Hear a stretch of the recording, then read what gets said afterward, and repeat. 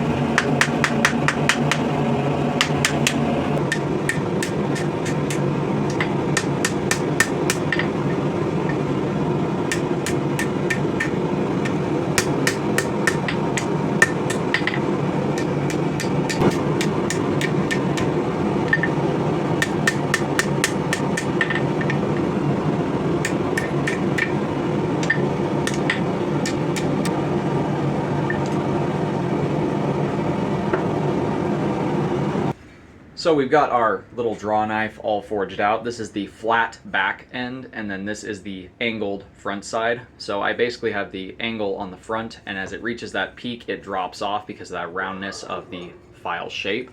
That way we have a nice flat back blade for when we're drawing, so we can cut where we want to, and it'll pop off nice and smooth. It won't drag because of that rear angle that that file provides. The handles, as you can see, kind of bend out just a little bit, so that way my elbows will be in line with it when I'm using the tool, and that way it won't slip off of the handle if I do lose my grip for whatever reason. The handles are angled slightly forward of the blade angle, so that way it kind of wants to dig as I pull, rather than trying to have to bend it down to force it to dig. I can just glide it across and it should want to bite on its own. I did already go ahead and do a brine quench on this. I didn't film it just because brine quenches are basically water quenches and they're boring. I did the brine quench because the water quench would have been a bit too rapid for this old file, I think. Even though it is a W2 water quenching steel, I wanted to quench it in a medium that was less likely to fracture it or break it or cause me problems. If it's a little softer and I have to sharpen it a little more often, that's fine. This is a tool I'm going to have around the shop and I don't mind sharpening things. I do it all the time anyway. But that's as far as we're taking this project for today. I have a couple pieces of maple burl here that are going to become the handles for this. I know they're a bit large, but I'm not going to use the whole piece for each one of these handles. Just want to have some nice pretty handles on this tool because I want to have something nice around the shop that I've made for myself, and I've been needing a draw knife for quite some time. That does it for today's video. If you guys liked what you've seen, do me a favor and do that thing right there. And until next time, God bless, stay sharp out there. If you're looking for a custom knife, sword, axe, polearm, whatever, check out the Etsy store. Link will be at the end of the video.